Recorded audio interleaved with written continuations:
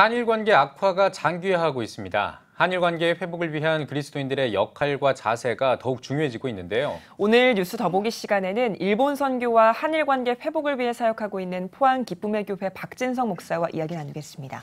목사님 안녕하십니까? 안녕하십니까? 예, 반갑습니다. 자, 앞서 말씀드린 것처럼 참 한일 관계가 더더욱 악화되는 것 같습니다. 오늘 영시를 기해서 또 일본이 우리나라를 화이트리스트 배제 이제 시행을 하게 됐는데, 이렇게 뭐 이런 어떤 그 악화된 분위기 속에서 사회 여러 곳에서도 이제 어려움을 토로하고 있는데요. 이렇게 한일 관계가 악화되면 어떤 점이 좀 우려되는지 이 부분을 좀 짚어주십시오. 우리나라 국내법 또는 국내 정서법으로는 아무리 많은 배상을 받고 아무리 많은 사과를 받는다 하더라도 이 민족에 깊게 드리워진 상처나 골이 회복되기가 쉽지 않겠죠. 그러나 냉혹한 국제 질서법을 따라 볼 때는 정말 우리나라 전체의 국익과 또 교회 성도들의 또 유익을 위해서 두 나라가 파국으로 장기화되는 것은 서로에게 좋지 않다고 생각합니다. 이런 때에 누군가가 말려주고 중재자의 역할을 해줘야 될 부분이 필요한데, 그것은 예수 그리스도의 화목의 직분을 가지고 있는 교회가, 양국 간의 교회와 성도들이 참으로 중요한 역할을 해야 되지 않겠나, 이런 생각을 합니다. 네, 올해 우리나라와 일본과의 관계가 본격적으로 나빠지기 전에 목사님께서 한중일 이 세 나라를 향한 하나님의 뜻을 구해야 한다라는 설교를 하셨다고 들었는데요. 또 이 내용을 담은 신간 서적도 발표하셨다고 들었습니다. 소개를 직접 해주시죠. 예, 베드로전서 2장 9절에 보면은 그의 기이한 빛으로부터 우리가 부름을 받았다라고 그렇게 이야기합니다. 중국도 중화사상, 그 화라는 것이 그 화려하다, 빛난다는 것이고, 일본도 태양, 밝음이고, 또 우리 민족도 사실은 깊이 들어가 보면 밝음을, 빛을 숭상하는 한결의 또 한박, 또 한민족, 이런 모든 그 사상 속에 이 빛의 의미가 숨어 있습니다. 다 이제 이 세 나라가 빛이라는 데서 공통분모를 찾고 있는데, 특별히 이제 이러한 때에 저희는 예수 그리스도의 그의 기이한 빛, 이것은 세상의 빛이나 세상의 영광이 아니라 영원히 빛나는 하나님의 영광의 빛의 비전을 제시할 수 있는 것은 바로 창조주 하나님의 계시의 말씀인 성경 말씀의 비전으로 그 정신적인 그 영광의 빛으로 인도해 가는 것이 한중일 교회 지도자들과 성도들의 몫이라고 생각되고요. 특별히 그런 의미에서 우리나라는 뭐 태극기도 그런 의미가 있지만은 북으로는 중국과 러시아라고 하는 세계 최강대국, 또 남쪽으로는 일본과 좀 떨어져 있지만 미국, 이런 상황 속에서 우리가 과연 어떤 방향으로 이렇게 이 중간에 역할을 잘 감당할 것인가. 우리가 정말 지혜롭지 않으면은 이 4대 강국으로부터 굉장히 많은 어려움을 당할 수도 있을 것 같아요.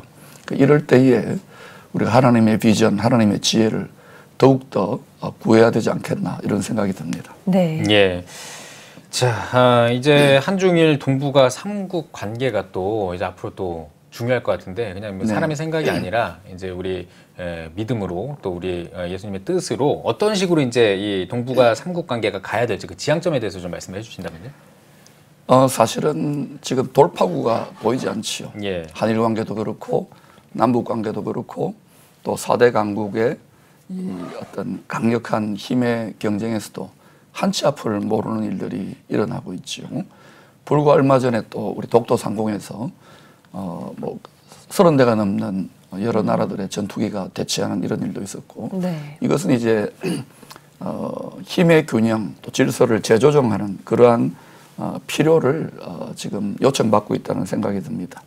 이럴 때에 우리가 고린도전서 10장 13절에 보면은 시험 당할 점에 또한 피할 길을 내신다고 하는데, 우리는 이 하나님의 말씀을 믿고 정말 한국교회와 이 한반도 전체가 큰 시험을 당하고 있다고 생각합니다. 이때에 우리 이 시험을 잘 풀어야 되겠는데, 하나님 안에 예수 그리스도 안에 피할 길이 있다고, 돌파구가 있고 해법이 있다고 믿습니다. 네. 그 어느 때보다도 우리가 간절히 기도함으로 하나님의 빛의 지혜를 받음으로 이 암울한 때에, 돌파구가 보이지 않는 때에 돌파구를 열어야 되고, 특별히 약 100여 년 전에 1904년에 그 원산에서 하디 선교사님이 선교사님들을 모아놓고 또 성도들 앞에 3년 동안 통해 자복하며 선교사 된 자신들의 죄를 먼저 회개하면서, 그게 1907년에 평양 대붕으로 이어지고, 또 1906년에 호머 허버트라고 하는 선교사님도 이 두 분 다 모두 그 시절에 나라가 거의 망해갈 때, 어두울 때에 한국은 비록 지금은 힘든 시대지만 장차 세계를 밝힐 정신적인 강국, 특별히 성경적인 기독교적인 정신 강국이 될 것을 그 절망 속에 그 영적 거장들이 빛을 선포했거든요. 우리는 그 선교사들에게 빚진 심정으로, 그것이 하나님의 뜻이라면 믿음의 선한 싸움을 끝까지 싸워 나가서 돌파구를 열어야 된다고 생각합니다. 네, 알겠습니다. 얼마 전 저희 뉴스에서 전해드렸는데요. 포항 기쁨의 교회에서 네네. 우리나라와 일본이 좀 화합할 수 있도록 돕는 그런 취지의 의미 있는 행사를 진행했는데요. 헤세드 아시아포 재팬, 어떤 행사인가요? 이름이 조금 어려운데, 헤세드라는 것은 하나님의 마음, 하나님의 사랑, 자비, 긍휼, 이런 뜻입니다. 우리가 하나님 아버지의 마음으로 아시아를 축복하기 위해서, 아시아에서 가장 복음이 전거되지 않은, 그러나 가장 경제적으로나 군사적으로는 선진국인 일본을 하나님 아버지의 마음으로 축복하고 섬김으로 아시아 선교, 특별히 열방 선교에 한국과 일본이 손을 잡고 세계적인 강국인 일본과 연합해서 그 물꼬를 연다면 하나님 참으로 기뻐하시는 열매가 맺히지 않겠나 생각하고요. 네. 그것을 위해서 모든 한일 간의 선교, 교회 자원들을 연합하는 플랫폼을 구축하는, 그래서 일종의 선교, 학술, 예술, 문화, 교류의 엑스포와 같은 이런 장을 감히 만들어 보려고 노력했습니다. 네. 제 1회라 보니까 뭐 쉽지는 않죠. 그러나 이번에 일본의 세계적인 중견 탤런트인 미사와 신고시라든지 히데오 코보리 같은 피아니스트, 이런 분들이 이제 교회에서 무대를 만들어 드리니까 이분들이 자신의 남은 생애를 복음을 위하여 이 재능을 쓰겠다라고 하는 이런 열매들도 맺히고 앞으로 계속 하나님의 인도를 받아가려고 합니다. 네. 예, 알겠습니다. 이번 행사가 이제 끝이 났고 많은 또 다양한 반응들이 나왔었는데, 네네. 앞으로 또 이제 헤세드 아시아포 재팬 어떤 좀 기대를 가지고 또 하실 예정인지 궁금하거든요. 이번에 한국과 일본의 지도자들과 성도들, 또 목사님, 선교사님 약 200여 분이 모였습니다. 예. 이구동성으로, 이게 참 너무 일본 선교가 힘든데 새 힘과 격려를 받고 다시금 하나님 주신 사명이 뚜렷해지는 이런 계기가 되었다고 그런 이야기를 하고, 특별히 그 오야마 레이지 목사님이라고 우리나라로 말하면 한경직 목사님 정도 되는 93세 된 어르신이 그 60년 가까이 계속 한국을 방문해서 사죄를 하고, 또 우리가 그 사죄에 화답하면서 우리도 좀 더 고차원적인 의미에서 원수 같은 가까운 일본 나라를 진심으로 아버지의 헤세드로, 아버지의 마음으로 사랑하지 못한 죄를 회개하면서 같이 연합하면서, 그래서 그때 참 하나님 기뻐하셨던 것 같고, 위축된 좀 응어러진 그런 일본 선교, 특별히 세계 선교의 돌파구가 조금씩 열려지기를 저희들이 마음에 결단을 하고 기도하게 되었습니다. 네. 한일 관계가 나빠지는 것도 충분히 우려할 부분이지만 사실 또 더 염려되는 게 일본 선교가 위축되는 게 아닌가, 이 부분이거든요. 그렇습니다. 그래서 일본 선교를 위해서 한국교회가 어떻게 좀 역할을 해야 할까요? 세상 정부나 또 세상 나라들의 지도자들은 그때그때 또 정치적인, 경제적인, 군사적인 이해관계를 따라서 어제의 적이 오늘의 동지가 되고 오늘의 동지가 또 내일의 적이 될 수도 있죠. 그러나 우리는 하나님 아버지의 마음으로 천국의 비전으로 볼 때는 하나님은 서로 사랑하라 그랬고, 또 예수 십자가의 정신은 물론 그냥 순진하게 사랑하는 것이 아니라 바른 지혜와 지식을 따라 원수까지도 사랑해내는 이 사명이 화목의 직분, 그리스도의 대사의 사명이 우리에게 있다고 생각하고요. 그런 의미에서 얄밉고 때로는 왼수 같은 가까운 나라 이웃 일본은 우리 한국교회, 특히 한국교회 성도들과 지도자들에게는 큰 숙제를 주셨다. 근데 풀기가 굉장히 어려운 숙제를 주셨다. 우리가 이 숙제를 잘 풀어내는 것이 우리 한국교회의 중요한 사명이고, 이것은 전 세계 어디를 보더라도 일본 선교의 열쇠를 쥐고 있는 민족과 교회는 한국교회, 한국민족밖에 없다고 생각합니다. 이 숙제를 우리가 잘 풀어야 된다는 그런 생각을 갖게 됩니다. 예, 알겠습니다. 자, 주제를 살짝 바꿔서요. 글로리아 인터내셔널도 이제 같이 이끌어가고 계신데 이 어떤 단체인지 좀 소개를 해주시죠. 우리가 너무 이제 교회, 우리 교회 또는 우리 국내 문제에 너무 이렇게 몰입되는 경향이 있습니다. 그래서 하나님의 아까 그 빛이라 그랬잖아요.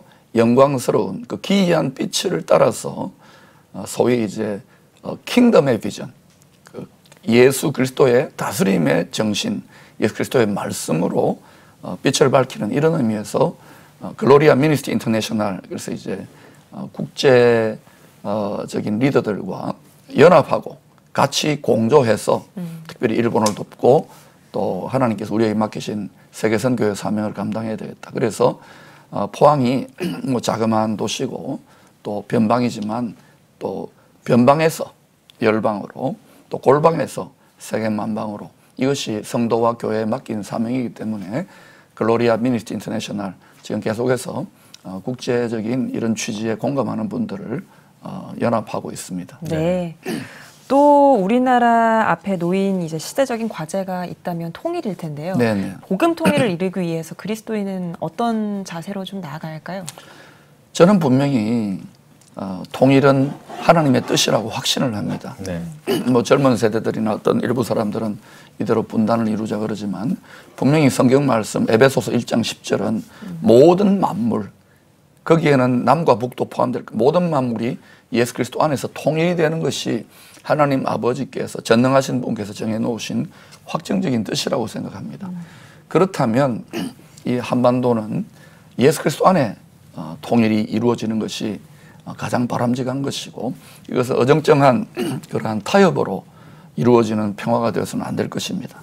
예수 그리스도 안에 통일이 되어야 되는데, 그러기 위해서 아마도 하나님께서 우리에게 먼저 숙제로 너희들이 정말 남과 북의 이 골 깊은 상처와 형제지간의 원수된 것을 일본 이 민족을, 이 큰 민족을 너희들이 진짜 나의 마음으로 사랑할 수 있느냐, 이 숙제를 우리가 잘 감당해낸다면 아마 통일도 이 일본 선교, 일본과의 화목의 길을 여는 비전과 긴밀하게 연계되어 있지 않나 이런 생각이 들고요. 그래서 이것은 그냥 처치 글로리가 아니라 킹덤 글로리. 제가 지금 한국교회에서 가장 뭐 부족하지만 생각하는 과제는 교회, 성령도 중요하지만 킹덤, 하나님의 나라가 확장되고 성장해가는 것이 한국교회가 다시금 눈 떠야 될 사명이 아니겠나 생각해 봅니다. 예, 알겠습니다. 자, 마지막으로 한국교회와 성도님들을 위한 메시지 전해주시고 대담 마무리하겠습니다. 지금 뭐 경제도 너무 힘들고 교회도 위축되고 다음 세대도 어려운데 고린도 전서 9장 14절에 복음을 전하는 자는 복음으로 말미암아 살리라 그랬습니다. 우리가 이렇게 힘들 때일수록 복음을 전하지 않으면 더 화가 임하고 더 어려워질 것입니다. 우리가 이건 큰 믿음의 테스트를 통과하는데, 이럴 때에 우리 하나님은 진짜 자신의 사명에 온전히 충성하는 진정한 교회와 성도들을 찾고 계시는데, 우리 한국교회 전체가 이 사명에 죽으면 죽으리라, 정말 생명 다해 하나님을 사랑하는 스피릿으로 돌파구를 열어간다면 복음을 전하는 자는 복음으로 말미암아 살리라. 한국교회와 이 나라 전체가 복음으로 말미암아 살게 되는 이 일에 우리 모든 성도님들이 더 큰 믿음을 가지고 담대히 이 복음의 명령에 순종했으면 하는 마음이 있습니다. 예, 알겠습니다. 네, 오늘 뉴스 보기 시간에는 포항 기쁨의 교회 박진성 목사와 함께 이야기 나눠봤습니다. 목사님 오늘 나와주셔서 고맙습니다. 고맙습니다. 감사합니다.